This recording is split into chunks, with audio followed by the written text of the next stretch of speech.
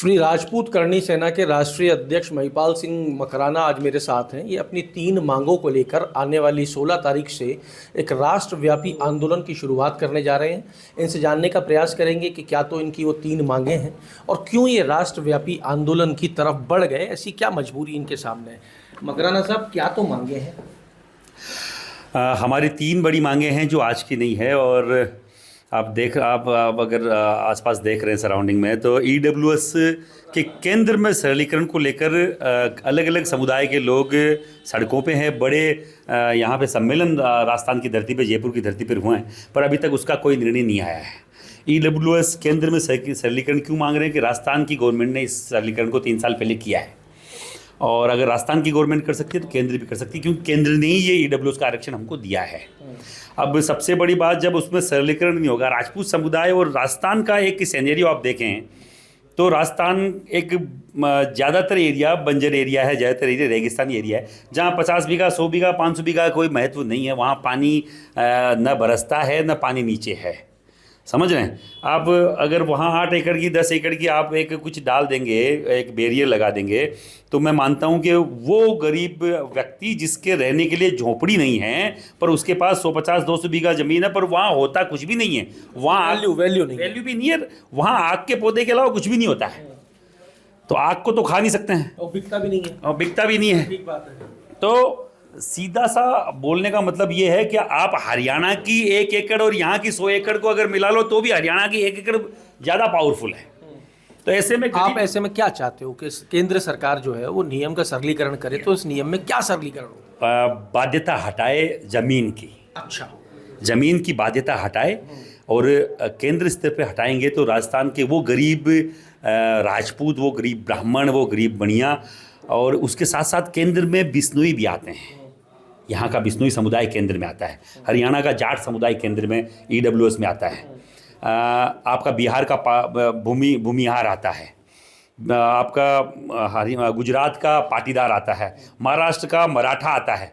तो इतने सारे समुदाय आ रहे हैं। मैं अकेले की बात नहीं कर रहा हूँ, मैं राजपूत समुदाय के कोई उसकी भले की बात नहीं कर रहा हूँ। मैं इतने सारे समुदाय जो केंद्र में ईडब्ल्यूएस में आते हैं, उनका भी कहीं ना कहीं भला होगा, क्योंकि वहाँ भी ये बैरियर बहुत बड़ा है। क्षत्रिय समाज तो हमेशा से सबको साथ लेके चला है। 1,00,000% मैं इसीलिए ये बता रहा हूँ, क्योंकि लोगों को ये नहीं लगे कि राजपूत अपनी बात कर रहा है, करणी सेना अपने समाज के व्यक्तियों की बात कर रही है। मैं बोल रहा हूँ इन सभी सब जाट के, राजपूत के कहीं ना कहीं आपस में प्रतिस्पर्धा होगी, पर मैं बोल रहा हूँ जाट का नाम लेके बोल रहा हूँ। हरियाणा का पूरा जाट केंद्र में ईडब्ल्यूएस में आता है।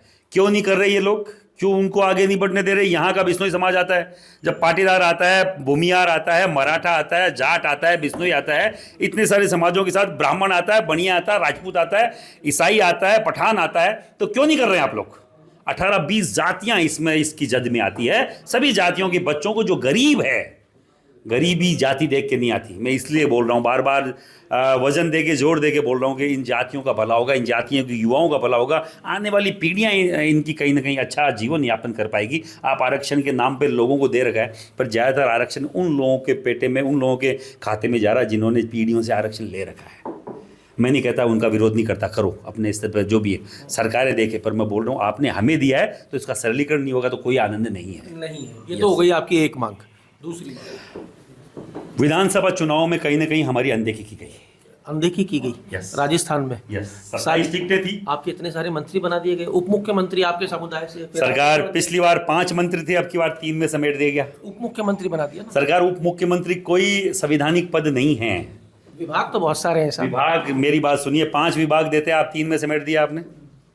पहले 5 कैबिनेट मंत्री थे, अभी 3 में। आप 2 राज्य मंत्री थे, 3 कैबिनेट मंत्री थे, केवल 3 कैबिनेट मंत्री बना दिए गए।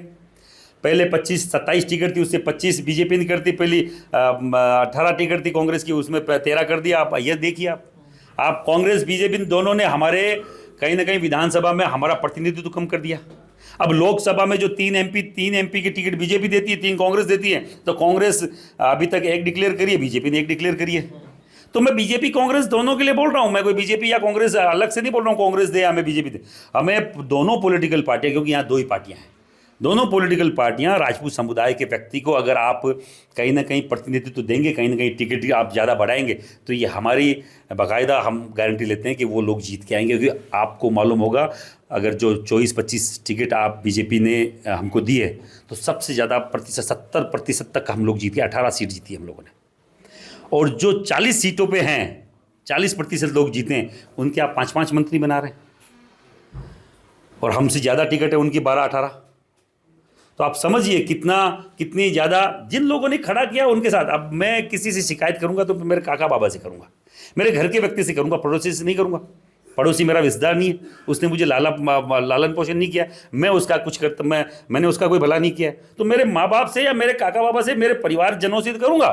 तो शिकायत उन्हीं लोगों से होगी जो मेरे हैं, हमने जिनको बनाया वो बीजेपी है, इसलिए उनके प्रति हमारा ज़्यादा है कि आप लोग हमारा भला करें। बनाया मतलब बीजेपी को खड़ा करने वाली सबसे बड़ी कौम। अगर बूथ का इंचार्ज नहीं मिलता था बीजेपी को, जब बीजेपी खड़ी हुई थी, जो बूथ का जो क्या बोलते हैं उसको, एजेंट, बूथ एजेंट नहीं मिलता था उन गांव ढाणियों में जहां कांग्रेस सशक्त थी। आज से 20-30 साल पहले जाइए, ऐसी ढाणियाँ हैं जहाँ पे आपको एजेंट नहीं मिलता था, वहाँ राजपूत बैठता था लट लेके। ऐसे ही खड़ी नहीं हुई है, हजारों लाखों बलिदान हुए तब जाके बीजेपी यहाँ तक पहुँची है। कहीं ना कहीं इस नाराजगी के पीछे वसुंधरा राजे भी हैं क्या? अब वसुंधरा जी है नहीं, तो अब मैं उनका नाम लूँ तो वो कोई, मुझे लगता नहीं अब ठीक है। अब तो वो कहीं सैनेरियों में नहीं है, कहीं परिदृश्य में नहीं है। उनकी अनदेखी, उनकी अनदेखी से भी मुझे कोई फ़र्क नहीं पड़ता, क्योंकि उन्होंने हमारी अनदेखी करी, उनके साथ ये होना लाजमी था। जो लोगों की अनदेखी करेगा, कल न कल उनका भी वैसा ही अनदेखा होगा। ये मैं अभी के नेतृत्व की बोल रहा हूँ कि अगर आप हमारी अनदेखी करेंगे तो आने वाला समय आपकी अनदेखी करेगा, क्योंकि जो जैसा करता है वो वैसा बढ़ता है। हमें 5 टिकट बीजेपी दे, 5 टिकट कांग्रेस दे, तो 10 ही बची हैं घोषणा करने। 10 बची है। तो मैं आपको बड़ी एक सीटें बता दूँ। राज संबंध सीधा जातिगत वो या समीकरण मान लो, चाहे कैसे परंपरागत मान लो, राजपूत सीट है, वो राजपूत ही आएगी। राजपूत आएगी। भीलवाड़ा राजपूत बाहुल्य क्षेत्र है, चित्तौड़ बहुत बड़ी बाहुल्य क्षेत्र थी, अजमेर बाहुल्य क्षेत्र है, राजसमंद हो गई, भीलवाड़ा हो गई और अजमेर हो गई, तीनों बड़ी है। अपने जयपुर ग्रामीण जो थी राजपूत सीट है सरकार, आप अभी अगर देना चाह रहे हो, एक आपने दे दी, 4 दे दो हमको। ये एक दे दी, 4 और दे दो। यस, 1,00,000% मिलनी चाहिए हमारे समाज समुदाय को। तो कांग्रेस से भी आप इन्हीं सीटों पे मांग रहे हो? कांग्रेस से इन पे क्यों? कांग्रेस से दूसरे पे दे दो, झुंझुनू से दे दो। हमें आज तक नहीं मिली झुंझुनू से। झुंझुनू पे जब राजपूत को सीट मिली, मूल सिंह जी अगर आपको याद हो तो MP हुआ करते थे, चूरू राजपूत सीट हुआ कर, चूरू से दे दो, कहाँ दिक्कत आ रही है? दे दी तो उनकी गलती है, मैं तो बोल रहा हूँ। आप अगर करना चाह रहे हैं तो अभी तो बहुत सीटें पड़ी है जहां पे राजपूत को, क्योंकि जनरल सीटें बाकी है अभी। 25 में से 5 सीट मतलब हो गया 25% का। 1,00,000% 25% नहीं, 25% 20% ही तो मांगा है। तो आप मांग रहे हो 20% की आपका प्रतिनिधित्व होना चाहिए। 1,00,000% होना चाहिए, क्यों नहीं होना चाहिए? हम लोगों ने जिन लोगों ने खड़ा किया उनको कुछ तो एडवांटेज मिले, और जिन्होंने खड़ा नहीं किया उनको 30% मिल रहा है। उसका क्या? उनको 30 से 40% तो मिल चुका है, जिनका लेना देना नहीं है बीजेपी में। जिन राजनीतिक घरानों के कारण से राजपूत बीजेपी में था, वो राजनीतिक घराने तो कांग्रेस में आ गए हैं उछल के। राजपूत कहां जाएगा? आप देखिए, कांग्रेस खाली हो गई उन राजपूत घरानों, उन राजनीतिक घरानों के कारण से। जो कांग्रेस का पर्यायवाची हुआ करते थे, मिर्जा फैमिली कांग्रेस की पर्यायवाची थी। आपकी जो विधानसभा अध्यक्ष, उनकी फैमिली कांग्रेस की पर्यायवाची थी। बेनीवाल, कमला बेनीवाल कांग्रेस की पर्यायवाची थे। ये लोग अपने अपने क्षेत्र में कांग्रेस के दिग्गज, इनको बिना पूछे पंच नहीं लड़ सकते आप, वो बीजेपी में आ गए कूद के। तो हम कहां जाएंगे फिर? राजपूत कहां जाएगा? जिसके कारण से राजपूत बीजेपी में था। अगर बीजेपी को यही उन राजनीतिक घरानों से भरना है, तो फिर ये मुझे लगता है कि हमारे साथ ये कहीं ना कहीं कुठाराघात है। हमारे चीजों को हथियाने का एक अलग से नया तरीका ढूंढा गया है। राजपूतों से बीजेपी डर भी तो जाती है ना। आप कभी भी कह सकते हो कमल का फूल हमारी भूल। तो कमल का फूल हमारी भूल, मैंने बोला ना कि बाप दादा काका बाबा, उन्हीं से आदमी शिकायत कर सकता है। हमारी चीज थी। मतलब आप भाजपा को अपना मानते हो, इसलिए पूरे अधिकार भाजपा भी अधिकार पूर्वक ही बोल रहा हूं मैं, विरोध पूर्वक नहीं। मन में पीड़ा है, एक आम राजपूत के मन में पीड़ा है कि हमें कमतर क्यों आका जा रहा है। हम लोग आपको इस पार्टी को नेशनल लेवल पे खड़े, एक लोकसभा की पार्टी को अगर 300 साढ़े 300 लोकसभा तक ले गए हैं, तो हमारा कहीं ना कहीं पूरे देश में इसमें बाकायदा सहयोग है। आपकी जो पहली मांग है वो तो देखिए सब सामाजिक हित का बात है, उसमें तो कईयों का भला होगा, केंद्र को कर देना चाहिए सरलीकरण।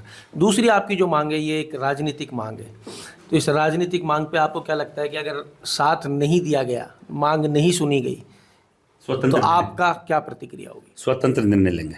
क्या स्वतंत्र निर्णय में जो भी आदमी आम मानस का स्वतंत्र मतलब हो गया कि आप फिर किसी से बंधे नहीं हो? हाँ, अभी तक दिक्कत यही है कि हमने समर्पण कर दिया है। समर्थक वो होता है जो अपना पावर लेके खड़ा होता है किसी व्यक्ति के पीछे। समर्पण है या प्रेमवश बंधे हुए हो? प्रेम होता है वहीं समर्पण होता है। भक्ति में लीन हो जाता है आदमी, वहाँ समर्पण होता है। हम भक्ति में लीन हो गए हैं। भाजपा की भक्ति में से राजपूत को कहीं ना कहीं निकलना पड़ेगा। समर्थन की मुद्रा में खड़ा होगा आदमी तो कहीं ना कहीं अगर उसको लगता है कि उनके हाथों के साथ कुठाराघात हो रहा है तो वो समर्थन चेंज कर सकता है। मकराना साहब, लेकिन क्या हर राजपूत निकल पाएगा? आपके यहाँ ही देखते हैं तो आपके यहाँ ही इतने सारे मत हैं। राजपूत क्षत्रिय वो जाति है जिसने कहीं ने जब बिगुल बजाया है कोई भी चीज़ के खिलाफ तो बाकायदा तटस्थ होकर खड़ा हुआ है। कमल का फूल हमारी फूल हमने तो करा था, सब एक होके करा था। केवल 2-4% ही हम लोग आगे पीछे कर पाए थे। यहाँ की 3 राज्यों की सत्ता बदल दी थी 3-4% में।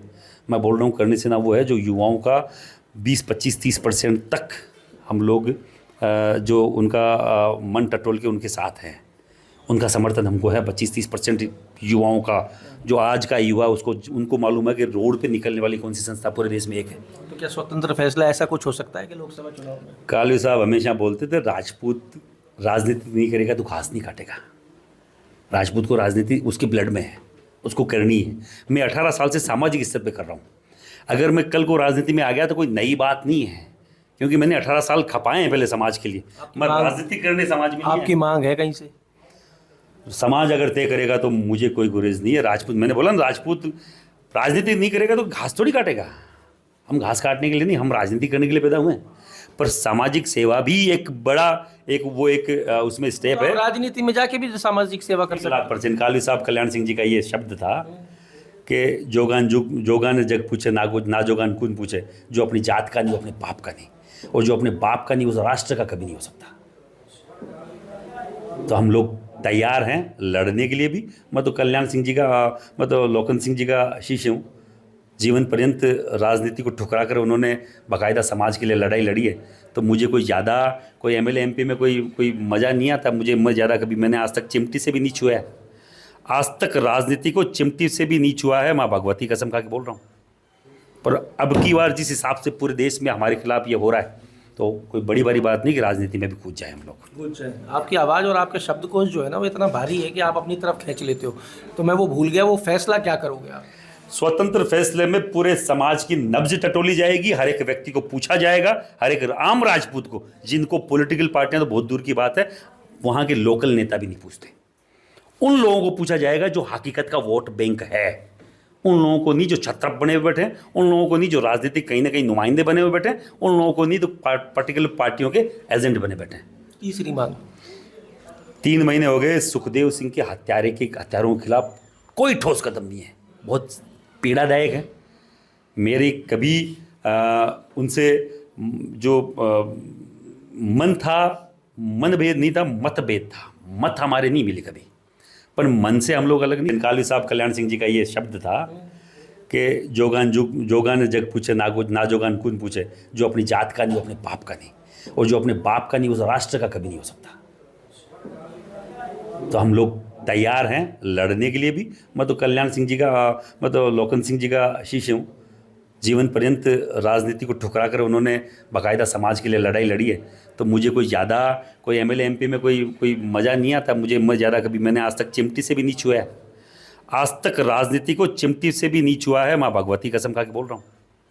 पर अब की बार जिस हिसाब से पूरे देश में हमारे खिलाफ ये हो रहा है तो कोई बड़ी बात नहीं कि राजनीति में भी कूद जाए हम लोग। आपकी आवाज़ और आपके शब्दकोश जो है ना वो इतना भारी है कि आप अपनी तरफ खींच लेते हो। तो मैं वो भूल गया, वो फैसला क्या करोगे आप? स्वतंत्र फैसले में पूरे समाज की नब्ज टटोली जाएगी। हर एक व्यक्ति को पूछा जाएगा, हर एक आम राजपूत को, जिनको पॉलिटिकल पार्टियां तो बहुत दूर की बात है, वहां के लोकल नेता भी नहीं पूछते, उन लोगों को पूछा जाएगा जो हकीकत का वोट बैंक है। उन लोगों को नहीं जो छत्रप बने हुए बैठे हैं, उन लोगों को नहीं जो राजनीतिक कहीं ना कहीं नुमाइंदे बने हुए बैठे हैं, उन लोगों को नहीं तो पर्टिकुलर पार्टियों के एजेंट बने बैठे हैं। तीसरी मांग, 3 महीने हो गए सुखदेव सिंह के हत्यारों के खिलाफ कोई ठोस कदम नहीं है। बहुत पीड़ादायक है। मेरी कभी उनसे जो मन था, मनभेद नहीं था, मतभेद था। मत हमारे नहीं मिले कभी, पर मन से हम लोग अलग नहीं थे। वो भी वही काम कर रहे थे जो मैं कर रहा हूँ। पर अगर मेरे साथ का व्यक्ति जिसको देख के मुझे एनर्जी आती है और उसकी हत्या कर दी जाए और मैं चुप रहूँ, तो मुझे लगता नहीं कि मैं सही कर रहा हूँ। इस अन्याय के खिलाफ हम लोग खड़े होंगे और उसके हत्यारे कौन थे, वो कौन किस राष्ट्र में बैठे, किस देश में बैठे, बाकायदा रेड कॉर्नर नोटिस जारी करे एनआईए, क्योंकि एनआईए के पास पावर है। अगर इंटरनेशनल थ्रेड होती है तो एनआईए के पास, इसीलिए एनआईए आती है। वो उनको पकड़ के लाए, उनको बाकायदा सराखों के पीछे पटके और फास्ट ट्रैक में चले उनका मुकदमा, फांसी के फंदे पे वो लोग लटके। जब तक उनका फैसला नहीं आएगा हम लोग लड़ाई लड़ेंगे। आप एक यात्रा निकालने जा रहे हो, क्षत्रिय अस्तित्व यात्रा, क्योंकि अस्तित्व खतरे में है। आपको लगता है? 1,00,000%। अब जब हिंदू का अस्तित्व खतरे में तब बीजेपी है, तो क्षत्रिय का अस्तित्व खतरे में है। बीजेपी इसलिए थी कि हिंदू का अस्तित्व खतरे में है, यही तो नारा था। तो फिर अब क्षत्रिय का अस्तित्व खतरे में, तो हम लोग सड़कों पे आएंगे। 27 मार्च पूरे प्रदेश में, पूरे देश में, हर एक राज्य में ये यात्रा होगी। 7-7 दिन की हम लोग 3 भागों में इस यात्रा को डिवाइड करेंगे। 22 मार्च, 23 मार्च, जब भी कोई 22 अप्रैल, 23 अप्रैल, जब भी एक तारीख तय की जाएगी, पूरे देश में अलग अलग राज्यों में हम लोग स्वतंत्र निर्णय लेंगे, जिसके लिए हम किसी के बाप के वो नहीं है, कोई गुलाम नहीं है, किसी पार्टी के बंदे हुए नहीं है, बाकायदा उस स्तर पर लेंगे। एजेंडा यही 3 मांग रहे हैं। 1,00,000% 3 एजेंडे, 3 मांगे, और पूरे देश के युवाओं को जागरूक करेंगे। राजपूत समुदाय के साथ साथ उनसे जुड़ी हुई हर एक कौम को जागरूक करेंगे। 27 तारीख से क्षत्रिय अस्तित्व यात्रा के रूप में पूरे देश के अंदर सड़कों पे उतरेगा क्षत्रिय समाज। मांगे 3 होंगी जो आप राष्ट्रीय अध्यक्ष से सुन चुके हैं। अब देखना यह है कि क्या ऊपर बैठे हुए आला कमान के कानों तक इनकी ये मांगे पहुंचती हैं और वो क्या फैसला करते हैं। अमर उजाला के लिए जयपुर से मैं आशीष। अगर आप ये वीडियो YouTube पर देख रहे हैं तो हमारे चैनल को सब्सक्राइब करें और बेल आइकन को दबाना ना भूलें। अगर आप Facebook पर ये वीडियो देख रहे हैं तो हमारे पेज को लाइक करें।